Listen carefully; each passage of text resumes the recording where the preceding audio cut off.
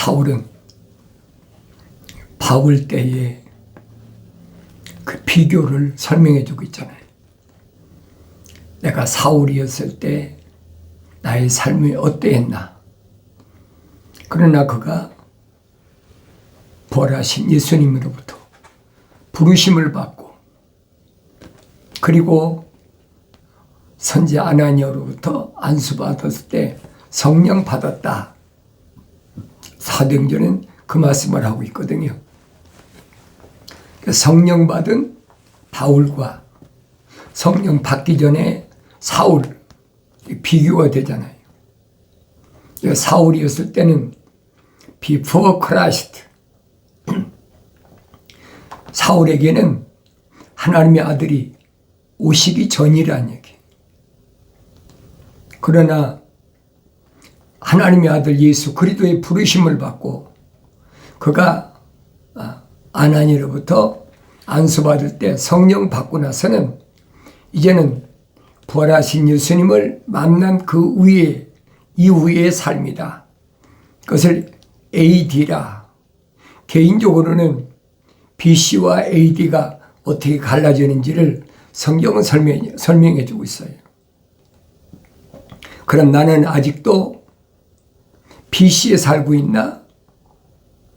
BC란 말은 만삭되지 못한 자와 같은 나였다. 완성되지 못했을 때 하나님의 거룩한 생명호흡으로 조성됐다. 우리 형상으로 사람을 만들자 할 때 그 형상만 닮은 사람이 비포 크라이스트란 말이에요. 개인적으로는 그럼 나는 누군가 보여야 되잖아요. 나는 하나님의 아들이 육신을 입고 오셨을 때 그분의 부르심을 받고 책망받고 사도 바울처럼 성령 받아서 완성된 사람인 게 아닌가. 아주 중요한 기독교의 핵심이에요. 그게 성령 받았을 때 보여야 된다는 거예요. 성령 받지 않으면 안 보입니다. 우리가 일반적으로도 카렌다를 사용할 때 BC하고 AD로 나누잖아요. 그런 삶 속에서 살면서도 그게 무슨 말인가를 알지 못하고 허송세월한다. 그러니까 사도 바울은 사울이었을 때 자기의 비참한 생애를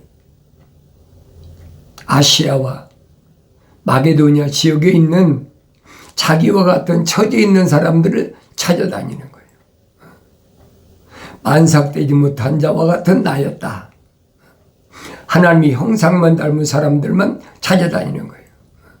그게 어디 있든, 그게 에베소에 있든, 골로새 지방에 있든, 아니면 마게도니아 지역에 빌립보 지역에 있든, 데살로니가 지역에 있든, 고린도 지방에 있든, 어디 있든 상관이 없어요. 하나님의 아들이 생명책의 그 이름이 기록된 사람들을 남유다나 북이스라엘을 부지런히 찾아서 3년 동안이나 찾아서 잃어버린 한 마리 양을 비유로 하시면서 우리에 있는 99마리 양보다 잃어버린 한 마리 양을 찾았을 때 그 목자의 기쁨이 어떠하겠느냐. 그런 목자의 심정으로 하나님의 아들은 남유다나 북이스라엘을 찾아 헤매신 거예요. 잃어버린 한 마리 양을 찾았을 때 목자의 기쁨이 어떠하겠느냐. 천하를 얻은 것보다 더 기쁘지요. 왜 천하를 얻는다고 해서 생명책에 그 이름이 기록된 사람을 바꿀 수가 있습니까? 하늘 아래 어떤 거하고도 바꿀 수 없는 것이 하나님의 생명호흡이 들어간 독특한 보물, 하나님의 거룩한 생명책에 그 이름이 기록된 하나님의 자녀란 말이에요. 그걸 성령 받고 나니까 사도 바울이 깨달았어요. 그러니까 유대인의 회당에 찾아 유대인이니까 유대인이 회당에 찾아다니면서 부지런히 복음을 전해도 유대인들이 그걸 받아들입니까? 안 받아들이죠. 그래 오히려 2년 만에 쫓겨나는 그런 신사가 그런 신사로 전락돼 버렸다.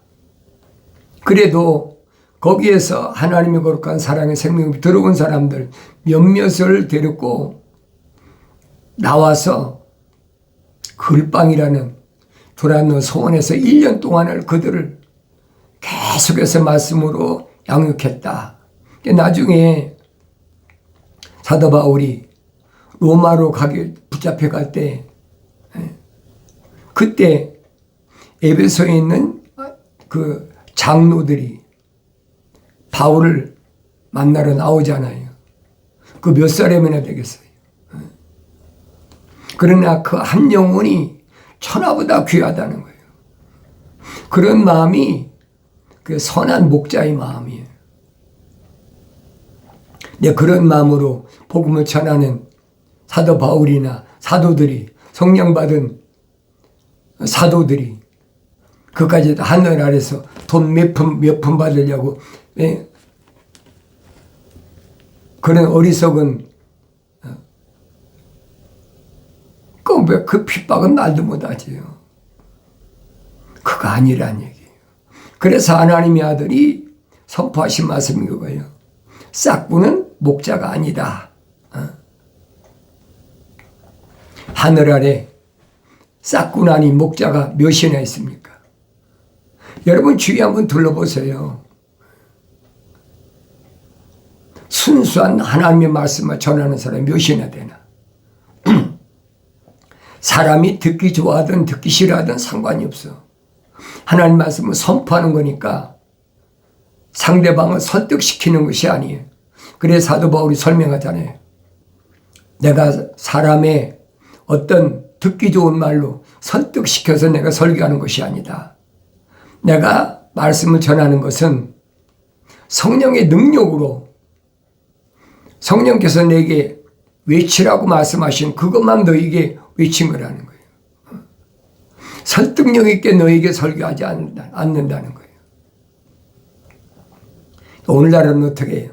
사람들을 많이 모아야만이 뭔가 자기 후주머니에 뭔가 생기니까 사람들이 비유를 맞추고 별저기를 다 하잖아요. 그 기독교 아니란 말이에요. 기독교의 특징은 어디에 목적이 있느냐? 사람들이 좋아하든 좋아하지 않든 상관이 없어요.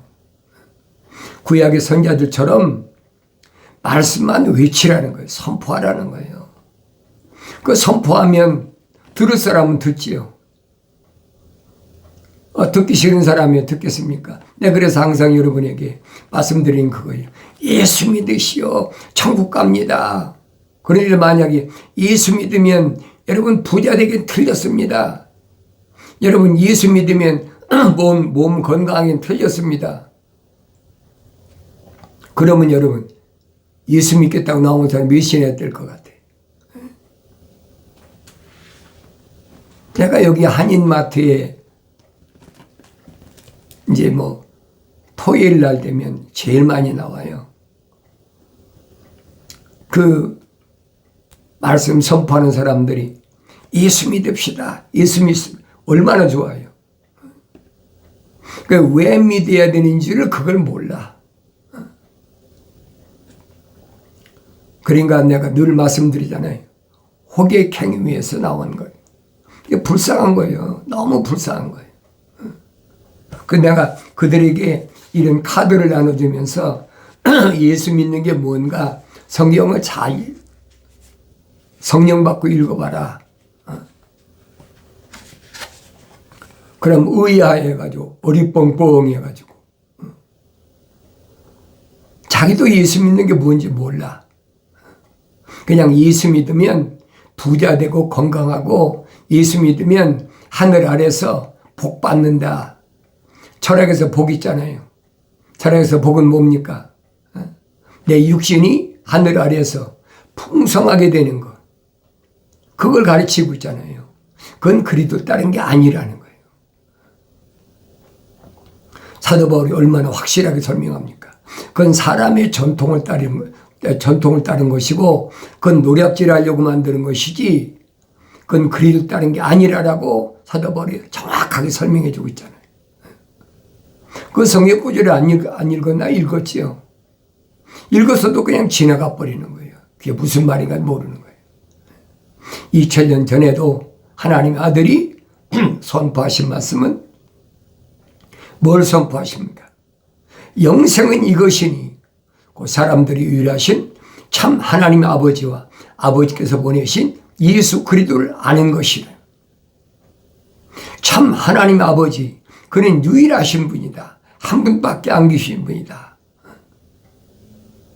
그런데 그런 성경 구절을 읽으면서도 하나님이 성부 하나님, 성자 하나님, 성령 하나님,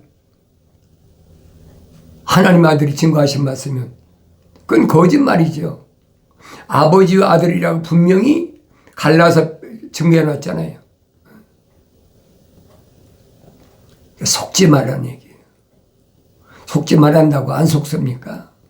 생명책의 그 이름이 기록이 안 된 사람은요, 안 들어요. 하나님의 아들이 선포한 것이 영생이잖아요. 영원한 생명. 그러니까 내가 어디를 향해 가고 있나, 그걸 깨달아야 되잖아요. 첫사람 아담은 하나님의 동산에 하나님께서 데려다 놓으셨어요. 그 얼마나 좋은 기회예요. 데려다 놓으셨는데 거기에서 성령 받아 완성되면 영생하는 거예요. 근데 영생할 자리에서 쫓겨났다. 왜 그랬을까? 내가 상고해 보여야 될 거 아닙니까? 첫사람 아담이 혼적인 몸을 입었다면 영적인 몸을 입어야 되는데 영적인 몸을 입지 못하고 쫓겨났다. 그 원인이 뭘까? 그 기독교 핵심 교리잖아요. 하나님의 거룩한 생명에 호흡이 안 들어간 사람은 말할 것도 없어요. 그런 사람을 사도 바울은 자연인이다. 그러죠. 자연인. 그런 사람이 아무리 애쓰고 노력하고 힘쓴다고 해서 능력이 최대한 대로 발휘해서 우리 막 그런 말이죠. 젖 먹던 힘 다 했다. 뭐 죽을 힘을 다 했다는 거지. 그렇다고 성령 받아주시는 게 아니란 말이에요. 하늘 아래 종교는 가문이설로 여러 가지로 사람들을 미혹합니다. 우리한테 오면 성령 받는다. 그럼 성령 받고 우리는 천국 간다. 그게 하늘 아래 종교란 말이에요. 기독교는 아니에요. 기독교는 한 사람 한 사람이. 주님이 그 말씀을 뭐라고 해요? 좁은 문으로 들어가라. 한 사람 한 사람이잖아요. 그래서 하나님께로부터 나온 사람은 단수예요. 하나님께로부터 나온 사람들이 아니, 하나님께로부터 나온 사람은 하나님의 말씀들을 듣느니라. 말씀들은 복수잖아요. 약속과 명령이란 말이에요. 그럼 내가 보여야 될 거 아닙니까? 나는 하나님의 말씀들을 듣는 사람인가? 말씀들을 듣기 싫어하는 사람인가? 내가 직접 나를 확인해 보여야 될 거 아니에요. 왜? 하나님 말씀은 사도 바울이 말해 거울이다. 본보기다. 그럼 내가 보여야 된다는 거예요. 근데 아무리 성경을 읽어봐도 내가 안 보여. 그럼 그 사람은 어떤 사람이에요? 자연인이라는 거죠. 하나님의 거룩한 사랑의 생명호흡이 안 들어간 사람이에요. 생명책에 그 이름이 기록이 안 된 사람이에요. 그래도 내가 개신교 다니면서 교회도 몇 개 개척하고 헌금도 많이 하고 내가 뭐 여러 가지 지금까지 최선을 다해서 했는데 그건 당신 생각이요. 성경은 그렇게 안 돼 있어요. 나도 몰랐을 때는 그게 전부인 줄 알았으니까. 근데 아니야. 사도바울이 증거한 것이 그거잖아요. 아직도 하늘 아래서 날과 달과 해와 절기를 지키느냐. 그때는 유대교니까. 유대인들은 유대교잖아요. 그 유대인들이 사방에 흩어져 있으니까 유대인들이 회당을 져놓고는 안식일을 지키는 거예요. 이방인들도 유대인들이 하나님을 찾는다고 회당 찾아다니면서 안식을 지키는 거예요. 일요일은요, 그건 로마 캐토릭이 만든 거예요. 언제 만들었어요? AD 313년에 밀라노 칙령을 통해서 공식적으로 로마 캐토릭이 시작됐잖아요. 근데 그 전에 로마 카렌다를 기원전 46년에 율리우스 시저가 태양신을 중심으로 해서 카렌다를 만든 거예요. 그게 365일이에요. 그래서 일요일 먼저 태양신에게 제사를 드리고 그 다음에 월, 화, 수, 목, 금, 토 그리고 다시 일요일 날 태양신한테 섬기고 그것이 313년 유대교하고 합작한 밀라노 칙령을 만들어낸 콘스탄틴 대제가 추인했잖아요. 옳은 것이다. 그러니까 유대인하고 유대교는 안식일을 지켜야 되니까 안 맞잖아요. 그러니까 카렌다가. 그러니까 325년에 니케아라는 곳에 니케아에서 콘스탄틴 대제하고 그 로마 캐토릭 사제들하고 모여서 거의 한 달간 이상 모여서 수구일을 한 거예요. 어떻게 하면 유대교를 말살시켜버리고. 왜냐하면 기독교는 일요일을 안 지키니까, 안식일도 안 지키니까 유해신 사상, 유대교 유해신 사상을 깨트릴까. 그래서 세 가지를 만드는 거예요. 첫째는 성탄절이다. 태양신, 단무수 태양신을 섬기는 성탄절. 두 번째는 부활절, 봄의 여신, 다이애나 여신이나 뭐 여신 여러 가지 있잖아요. 세 번째는 사도신경. 그래서 온 세상의 종교는 로마 캐토릭이죠. 다 이 세 가지를 지켜야 된다. 뭐 일요일은 필수고요. 그건 뭐 기원전에 율리우스 시저가 만든 거니까. 그것은 313년에 로마 콘스탄틴 대제가 추인한 거예요. 또 그걸로 끝난 게 아니잖아요. 또 여러 가지 학설이 나오니까 그레고리 13세가 또 추인하잖아요. 그래서 우리가 사용하는 카렌다를 그레고리력이라고 그래요. 그레고리 그 추기경이 사인했다는 거예요. 추인했다는 거예요. 근데 기독교는 아니잖아요. 그러니까 사도 바울이 증거한 말씀을 언제든지 내 마음속에 기억해야 돼. 왜? 사도 바울이 하나님의 아들이 개혁하신 기독교는 하늘 아래서 날과 달과 해와 절기를 안 지킨다는 거예요. 그게 필요 없잖아요. 그래서 히브리서에서 사도 바울이 증거하는 저 안식에 들어갈 자가 누구냐. 일곱째 날, 여섯째 날까지 완성되고 일곱째 날에 저 안식에 들어갈 자가 누구냐? 그 사도 바울은 서신에서 율법의 중요성을 계속해서 강조합니다. 율법이 왜 중요하냐? 율법은 아무나 받는 것이 아니라는 거예요. 그것은 출애굽한 이스라엘 백성, 그들에게 율법이 주어졌는데 주어지면 뭐 할 겁니까? 지키질 않는데.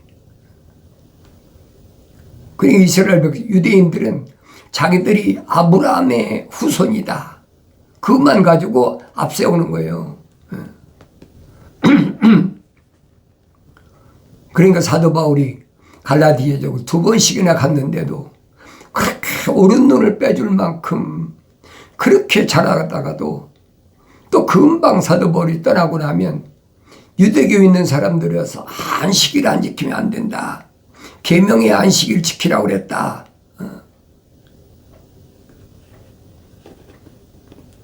그러니까 또 혼돈하잖아요. 요즘 말에 헷갈린다는 얘기. 그래서 갈라디아서를 그래서 사도 바울이 편지로 보낸 거예요. 오 어리석은 갈라디아 사람들아, 예수 그리스도께서 너희 가운데서 십자가에 못 박히신 채로 너희 눈앞에 분명히 계시되었는데 너희가 진리에 순종하지 못하도록 누가 너희를 미혹하더냐. 하나님의 아들이 개혁하셨다는 거예요. 개혁했으면 유대교는 없어져야지요. 그 유대 나라가 자체가 유대교잖아요. 그러니까 AD 70년에 유대교 자체가 없어져 버렸잖아요. 왜? 유대인 나라가 없어졌으니까. 누가 너희를 미혹하더냐. 내가 너희에게 알고자 하는 것은 오직 이것이니 너희가 율법의 행위로 성령을 받았더냐 아니면 믿음을 들으면서냐. 너희가 그렇게 어리석으냐. 성령 안에서 시작하였다가 이제는 육체로 온전해지려 하느냐. 이 갈라디아 지역에 있는 부르심을 받은 교회 사람들이 성령 받은 사람이 있어요. 그런데 어리기 때문에 깨닫지 못하는 거예요. 그래서 내 어린 자녀들아, 사도 바울이 안타까운 마음을 가지고 본인 편지를 잘 읽어보란 말이에요. 너희가 그처럼 많은 고통을 헛되이 받았느냐? 과연 그것이 헛된 것이더냐? 그러면 너희에게 성령을 전해주고 너희 가운데서 기적들을 행하는 그가 율법의 행위로 하는 것이냐? 아니면 믿음을 들음으로 하는 것이냐? 성령을 누가 전해줬어요? 사도 바울이 전해줬잖아요. 아브라함이 하나님을 믿으니 그것이 그에게 의로 여겨졌다 함과 같으니라. 그러므로 너희는 믿음으로 난 사람들이 아브라함의 자손임을 알라. 확실하게 설명하잖아요. 성경은 하나님께서 이방인들을 믿음으로 말미암아 의롭게 하신 것을 미리 보고 먼저 아브라함에게 복음을 전파하기를 네 안에서 모든 민족이 복을 받으리라고 하였느니라. 창세기 12장에 있는 말씀을 그대로 인용해서 지금 사도 바울이 편지 쓴 겁니다. 그러므로 믿음으로 난 사람은 믿음이 있는 아브라함과 더불어 복을 받느니라. 믿음으로 난 사람, 하나님 약속으로 난 사람, 이런 사람은 아브라함과 더불어 복을 받느니라. 하나님이 간섭하시는 사람이라니.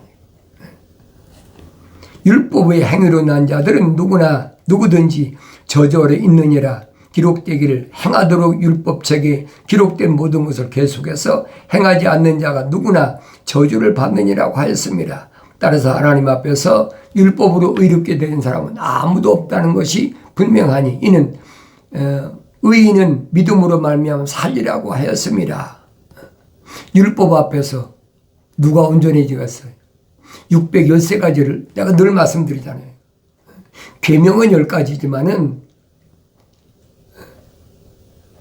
실제적으로 율법은 613가지예요.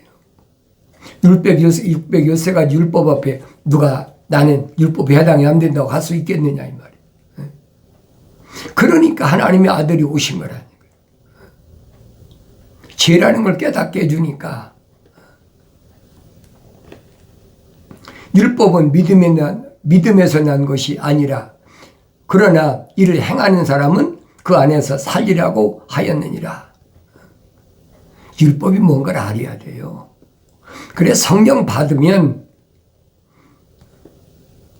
율법주의자라고 그렇게 정지하는 그런 사람들 가까이 하지 않는다는 거예요. 그리스도께서 우리를 위하여 저주가 되셔서 율법의 저주로부터 우리를 구속하셨으니 기록되기를 나무에 매달린 자는 누구나 저주를 받은 자라고 하였도다. 이는 아브라함이 복이 예수 그리스도로 말미암아 이방인들에게 미치게 함이며 또 우리로 하여금 믿음으로 말미암아 성령의 약속을 받게 하려는 것이라. 성령 받지 않고 사도 바울이 쓴 편지는 아무리 읽어도 나에게 아무런 유익이 되지 못해요. 형제들아, 사람이 관례대로 말하노니 사람의 언약일지라도 확정되고 나면 아무도 폐기하거나 덮지 못하느니라. 이제 그 약속들은 아브라함과 그의 씨에게 하신 것인데 많은 사람을 가리켜 씨라고 말씀하지 아니하시고 한 사람을 가리켜 너희 씨라고 말씀하셨으니 그는 그리스도시라. 생명의 씨. 그래서 주님이 씨 뿌린 비유를 말씀하신 거예요. 그런 비유를 올바로 깨달아야죠. 이제 내가 이것을 말하노니 하나님께서 그리스도 안에서 미리 확정하신 언약을 430년 후에 생긴 율법이 폐기시킬 수 없으며 그 약속을 모의할 수 없느니라. 만일 상속이 율법에 의하여 된 것이라면 더 이상 약속에 의하여 된 것이 아니고 그러나 하나님께서는 그것을 아브라함에게 약속을 통하여 주신 것이다. 그러면 어찌하여 율법을 섬기느냐? 그것은 범법함 때문에 더해진 것이니 약속받은 그 씨가 오실 때까지라. 그것은 한 중보자의 손에서 천사들을 통하여 제정된 것이라. 확실하잖아요. 중보자께서 천사를 통하여 제정한 것이란 말이에요. 근데 어떻게 피하겠습니까? 율법의 사명을 다할 때 생명책에 그 이름이 기록된 사람들이 나는 죄인이구나. 그걸 깨닫는다는 거예요. 내가 죄인인 걸 깨달으니까 십자가 앞에 나가는 거지요. 내가 죄인인 걸 모르는데 십자가 앞에 왜 갑니까? 예수 십자가 보혈로 죄 사심 받을 이유가 없는 사람이 왜 가냐 이 말이에요. 그런 사람 가봐야 필요가 없어요. 그러니까 아무나 예수 믿는 게 아니라고 내가 늘 말씀드린 그거예요. 자연인은 아무리 예수 앞에 나가도 제사함 받을 수가 없어요.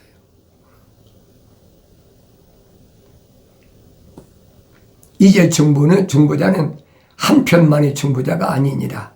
그러나 하나님께서는 한 분이시니라. 그렇다면 율법이 하나님의 약속들을 거스리는 것이냐? 결코 그럴 수 없느니라. 만일 율법이 생명을 부여할 수 있는 것으로 주어진 것이었다면 진실로 의도 율법에 의하여 되었을 것이라.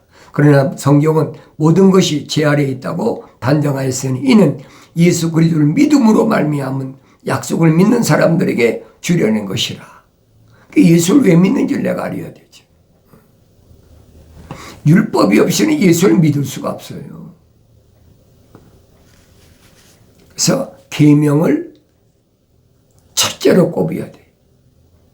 기독교의 핵심이 거예요. 10가지 계명. 마음대로 바꾸지 말라는 얘기. 피조물이 바꾼다고 그게 바뀝니까? 멸망받은 사람들 얼마든지 바뀌죠. 계명의 중요성을, 율법의 중요성을 성령 받은 바울이 증거하는 말씀을 올바로 깨닫는 은혜가 있어지길 바랍니다.